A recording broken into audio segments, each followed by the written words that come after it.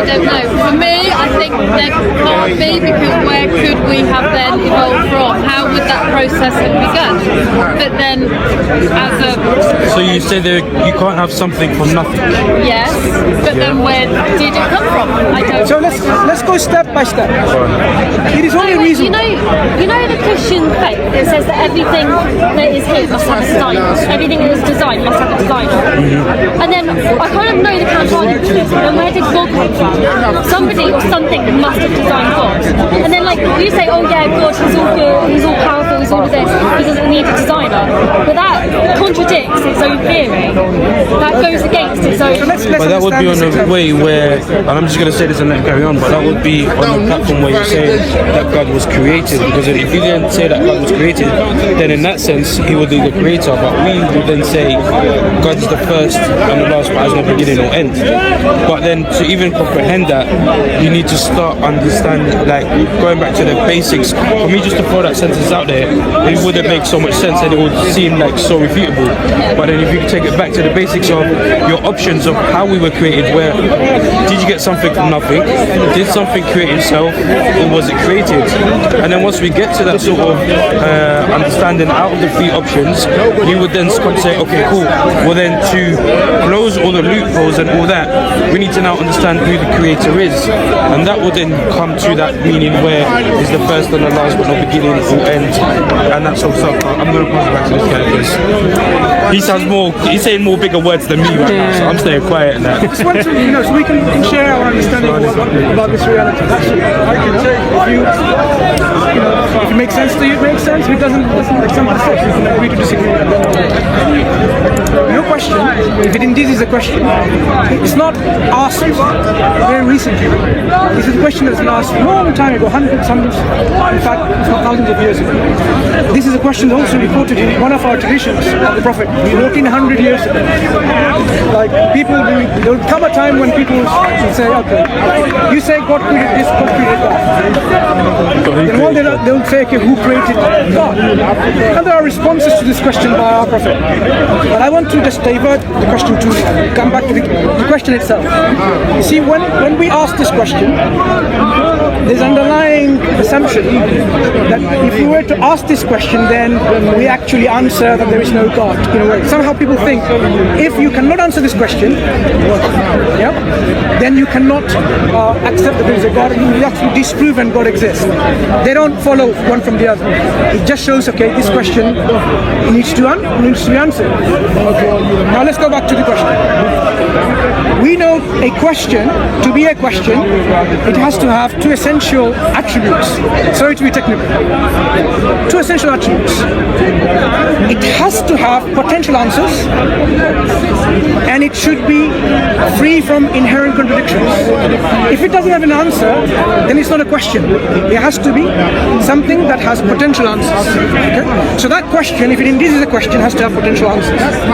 And it has to be free from inherent contradictions. So let's deal with the first point. Say it has potential answers. Now, if I were to give you an answer, how would you know whether the answer is correct or not? Do you have the tools or the way of understanding that, yes, I agree, this is the right answer. I disagree, this is the wrong answer. So we have to know, if I said, okay, let's say there are these potential answers. Who created the creator? Number one answer is someone else. It's an answer. Another option is no one. Nothing created it. It's a potential answer. Another one. I don't know. Another one. I don't care. You have all these answers, but I don't know, I don't care are not real answers. Right? Well, it might be I don't know yet. No, but that's not an answer though. If you go and examine and say, okay, who was the first president of the United States? I don't know. It's not the correct answer.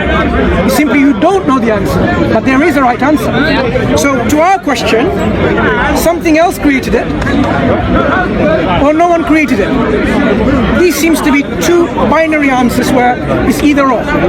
There's no in between. Okay? Of the first one, you can have sub-steps. Who created that something that created the creator? Who created that something that created the creator that created the creator? Yeah? So you can have a chain of creators creators for the creator. That chain could be ad infinitum, no end, or it can have an end. All of this. Now, before we go into explaining all of this, let's focus on one thing.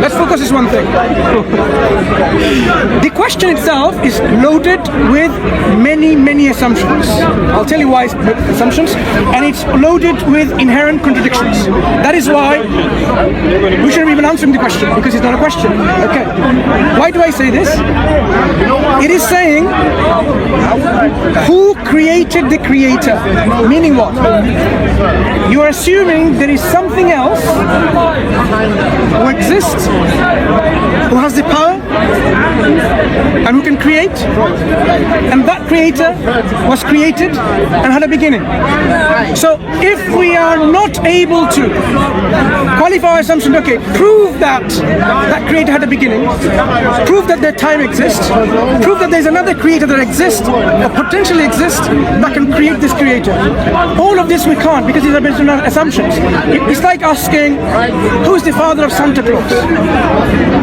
Now, Santa Claus, the metaphorical, figurative usage, not the Saint Nicholas, but Santa Claus, Father Christmas. He doesn't exist. So he doesn't have a father. So we're asking, who is the father of someone who doesn't exist? If someone doesn't exist, he doesn't have a father. So if there is no God to begin with, there's no one to create him. So it assumes another thing, that this creator exists, and you want to know who created this creator. Unless we actually qualify those statements, it's not meaningful to continue. But let's move on, just to show you how... This is getting so complicated. No, very important though. I'm glazing over. No, and I can see she's... No, do you know why it's important? Because people... Let me just say one thing, because I've been where she is. Yeah, but can I finish? No, you can in a minute, because I'm going to leave you to it. I'm glazing over. I'm going to leave? Okay, that's fine. So finish and what I'm saying then I'll continue. is, I've been where you are. I believe God's always existed, and that's very difficult for us to comprehend. Just like it's very difficult for us to comprehend, if you travel out there in space, you'll never come to an end. We know that's a truth, but we can't understand it. And it's the same thing with God. Some things we can't understand. You're very clever, and it's complicated. I'm not. You need to talk in our language, yes, rather than to be in a university. I'm going into as details because this is a question that people often ask. So at least this gives you an exposure. I'm not saying I don't disagree with religion. I'm not saying I don't need God. I'm just saying, once you can give me the scientific evidence, we come back to that. That's the question that I was going to go to. But let's finish this this question about who created the creator briefly then, okay? So we believe, in fact, every believer believes God is uncreated, didn't have a beginning. So you're asking, who created the uncreated? See how it contradicts?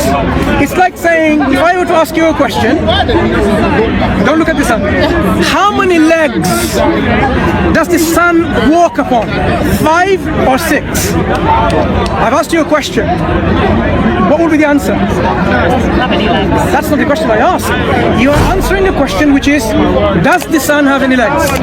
And you're answering, it doesn't have any legs. I asked you, how many legs does he have? 5 or 6? So I even give you a limit and options. You know that this question is not a question because it violates something what we call, it shows an internal contradiction. Sun doesn't have legs, and I'm assuming the sun have legs, and then asking how many legs does he have? Because the sun doesn't have legs, and I ask you to say how many legs. It's not a question because it is inherently contradictory, right? Who created God is also inherently contradictory statement, because the God that we believe in is uncreated, beginningless, eternal with no beginning. So it doesn't make any sense. So then how does he exist? And we don't believe he's there at all. Anyway. How do we know he exists? Is exactly the very question I asked you about. Yes. Something and nothing. Okay, let's go into this, right? If we are something, it is rational to conclude there cannot be a time where there's absolute nothingness, because absolute nothingness has no energy. To make something in our worldview, you need energy. If there was no energy to begin with, there would be no energy. That means there has to be something always. There has to be. If something exists now, there has to be always something. You cannot get away from this. Because you exist, there has to be something that exists forever in the past. Something. As to what the something is, we will discuss this. But we have to conclude rationally, because you and I exist, there has to be, without a shadow of doubt, something that exists always without a beginning. Now, the next question is, what is that something? Either it's the universe, or another universe, part of this multiverse, bubble.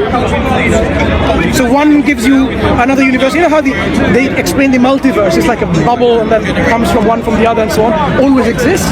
Or a creator that has created this.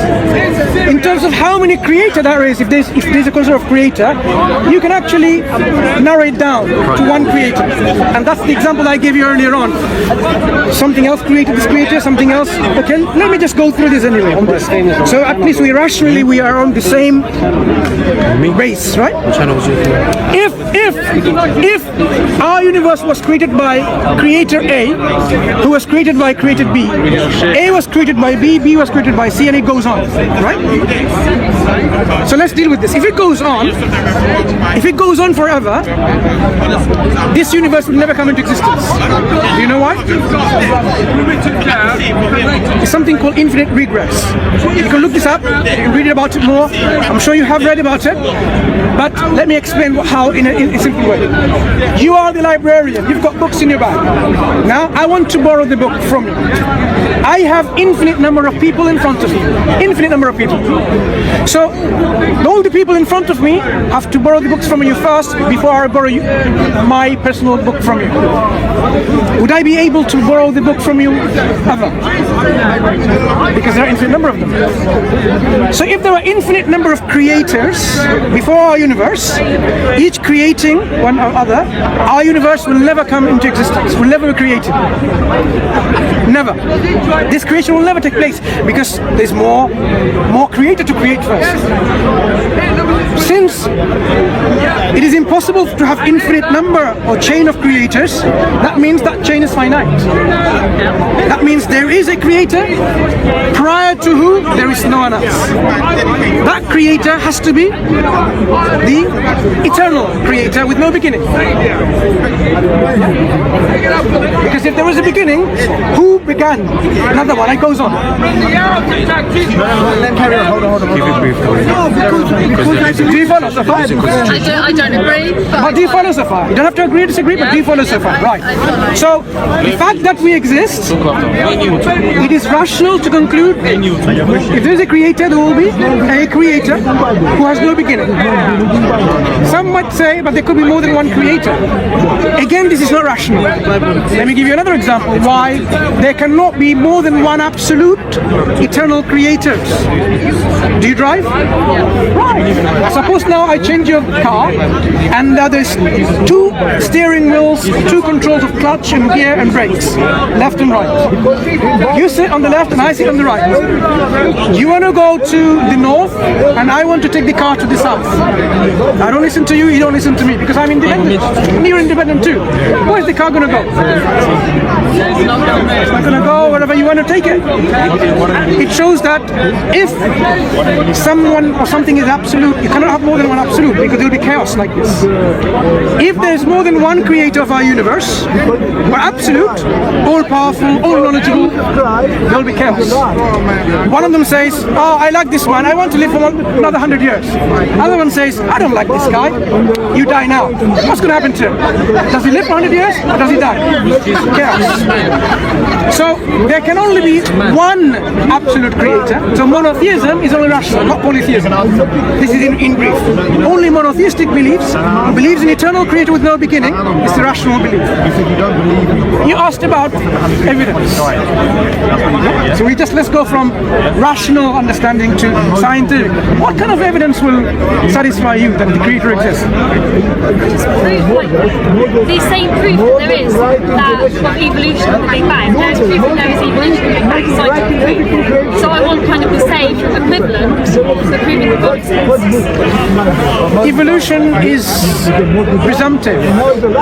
Lot of assumptions and lot of interpretations. To give you a classical example of how this is done is the fossil records. Fossil records. When you look at the fossil records, there are layers, distinct layers of fossils within a strata, right?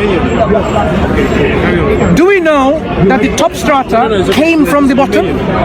We don't. We assume. It's an assumption. So we interpret the evidence to say this is how it is done. But there's no proof for this. So evolution has a lot of assumptions and interpretation. Big Bang, again, what does Big Bang tell us? Big Bang tells us our universe, which somehow exploded and is expanding. This does not in any way contradict the existence of the creator.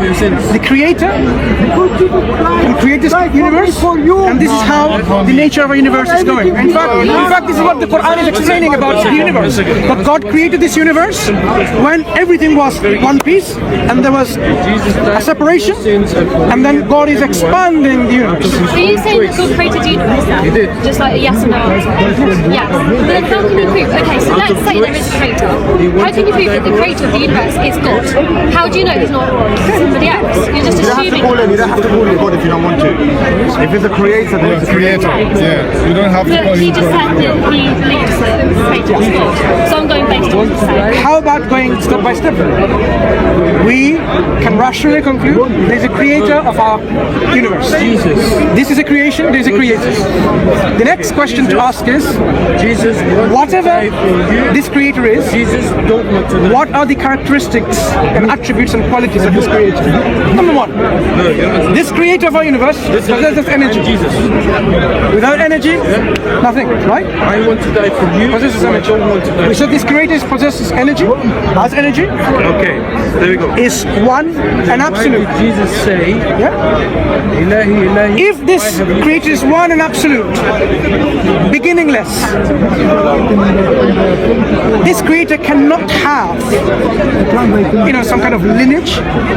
This is absolute. You don't need something to bring this creator into existence. So there's no lineage, and there won't be lineage backwards or forwards. So if you were to imagine like a person, that thing is a person, doesn't have family, no parents, no offspring. So absolute, eternal, one, independent too because it's eternal, unique, no lineage whatsoever. Can there be any likeness to anything that you can imagine? There can be nothing comparable to this creator. It has to be totally different because we are all limited, finite, and dependent. But that still doesn't mean it's. Yeah, okay. Look. So do you see these qualities? Guess what? Guess what? Anyone has a physical copy of the Quran? I have an Arabic version. There's a small chapter in the Quran, number 112, Surah Al-Ikhlas. You know what it says? Say, He is Allah. This is the name given to this creator, who is one and only and unique. He is eternal, absolute, and independent. Not begotten or not born, and not giving birth or not having any children. And there is no co-equal, and there is no comparison. There is no one like him whatsoever. That's exactly what we describe. So the Quran describes this creator with the qualities and attributes that you have come to, agree or disagree, whatever, come to understand without going into religious texts. But this is actually what the religious text is telling us. The creator himself telling us this is who he is. He says, Badi'us samawati wal ard, the originator of the heaven and the earth. So now we have the creator's call, the originator. So in the Quran, this creator is given names and attributes of the creator. 99 famous names that you probably heard of the creator. Creator being one of them. Yeah? The other one, the one who shapes. Relational ones. The one who listens, the one who sees, the one who forgives, the one who is merciful, the one who is just. And about his nature as well, like he is well aware. So there's all of these descriptions are there of this creator so that we know who we're talking about. Why we say God, what does God mean? Or in Arabic, ilah means, it means something that is worthy of worship. Okay? So when we say this creator of ours is God, because this creator is indeed worthy of worship. There's nothing else who's worthy of worship. Nothing whatsoever. Nothing in the creation that you can imagine. Even imagine worthy of worship. No human beings, man or woman, no planets or stars or thunder or rain, flags or pop stars or nations or leaders. Nothing is worthy of worship. Angels, no. Messengers, no. None of them are worthy of worship. But the one who's the creator of everything, worthy of worship. Now, what is worship? Some people think, oh, worship means something very strange. No. Worship, in essence, is showing gratitude. Let me give you an example of what that is. After this discussion, suppose I walk with you and we're crossing the road. I didn't look, and you didn't look actually, because I'm not, able to look after myself.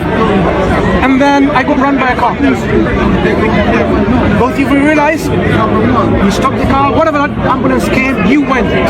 Like, I'm unconscious. I don't know anything was happening. I only found out from this gentleman a week later. Right? He's sitting there when I woke up. He says, what day is it today? Oh, this is Sunday gone now. 1 week. He said, you know what happened?